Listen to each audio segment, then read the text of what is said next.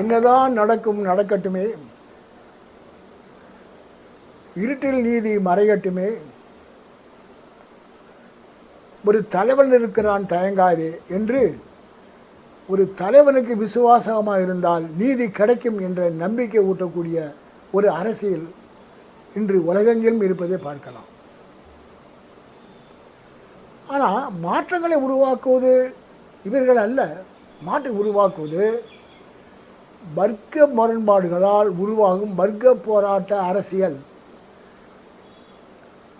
மக்களுடைய எழுச்சி காரணமாகவும் போராட்டங்கள் காரணமாக மாற்றங்கள் ஏற்படுகிறது. அது ஒரு அரசியல். இந்த ரெண்டு அரசியலும் உலகத்தில் மோதுவதை பார்க்கலாம்.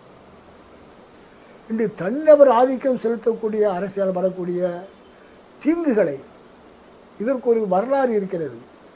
இது ஒரு மன்னர் காலத்து பண்பு இங்கே புதிய வடிவில் பரவுகிறது. இதுக்கு நேர் மாறான இன்னொரு அரசியல் வர்க்க போராட்ட அரசியல். பொதுமக்களுடைய போராட்டம் அது வர்க்க ரீதியாக திரண்டு போராடக்கூடிய அந்த போராட்டம் தான் நீதி நிலைநாட்டுகிறது, சமூக உறவை மாற்றுகிறது, பொருளாதார கட்டமைப்பை முன்னேற்றுகிறது. இது கள்ளப்பட மாட்டேங்குது. என்னமோ அவர் சாதித்ததாக அதை சித்தரிக்கிறாங்க. இன்று அமெரிக்காவில் இந்த தனிநபர் ஆதிக்க அரசியல், இந்த ஹீரோ ஒர்ஷிப்னு சொல்லுவோம் இல்லையா, இந்த விசுவாசிகள் அடங்கிய ஒரு தலைவனை சுற்றி விசுவாசிகள் அடங்கிய அந்த அமைப்பு எவ்வளவு மோசமானது என்பதை குறிப்பிடுவதற்கு அமெரிக்கா தான் சிறந்த உதாரணம். ஏன்னா உலகத்தில் இருக்கிற எல்லா நாடுகளையும் விட, ஏன் சீனாவை விட எல்லா வகையிலும் பொருளாதார கட்டமைப்பு, அறிவியல் கட்டமைப்பு, அறிவியலை பயன்படுத்தக்கூடிய கட்டமைப்பு எல்லாம் இருக்கக்கூடிய ஒரே நாடு என்றால் அது அமெரிக்கா தான். அது எட்டுவதற்கு இன்னும் பலருக்கு பல ஆண்டுகள் ஆகும். அப்படிப்பட்ட ஒரு அமெரிக்காவில் இந்த தனிநபர் அரசியல் என்பது ட்ரங்க் வெர்சஸ் எலோன் மஸ்க்.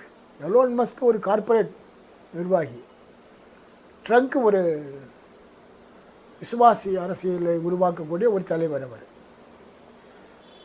இந்த ரெண்டு பேரும் மோதுறதுனால என்ன நடக்குதுன்னு பாருங்கள். ஒருத்தர் மிரட்டுறாங்க.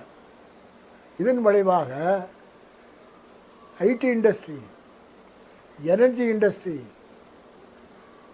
இன்னும் பல ஆராய்ச்சிகள் எல்லாமே முடங்கக்கூடிய அபாயம் வந்திருக்கு. இந்த தனிநபர் அரசியலுக்கு அமெரிக்காவுக்கு ஒரு காரணம் உண்டு. அதற்கு அடிப்படை என்னவென்றால், அது ஒரு காலத்தில் பிரிட்டிஷ் காலனியாக இருந்தது தான் அமெரிக்கா. அது எல்லாத்துக்கும் தெரியும். அந்த காலனியை எதிர்க்கும் பொழுது லிபர்ட்டி, தனிநபர் சுதந்திரத்தை பாதுகாக்கக்கூடிய முறையில் அந்த போராட்டம் ஓங்கியது.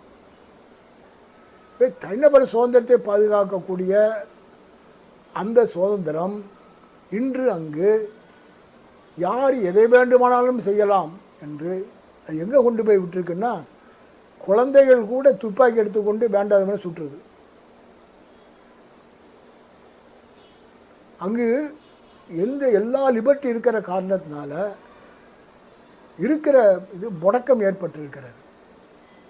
இன்று அவர்கள் ஒன்று அங்கே இருக்கக்கூடிய சமூகத்தில் உள்ள ஒவ்வொரு தனி மனிதனும் மனிதாபிமான அடிப்படையில் மாறக்கூடிய வாய்ப்பு இல்லாமல் அங்கு சாத்தியமில்லை. இவ்வளவு வளர்ந்த அமெரிக்காவில் இவ்வளவு மோசமாக நம்ம இருப்பதை நாம் கவனிக்க தவறக்கூடாது. அடுத்து இந்தியாவின் நிலைமையை பற்றி அடுத்து பார்க்கலாம்.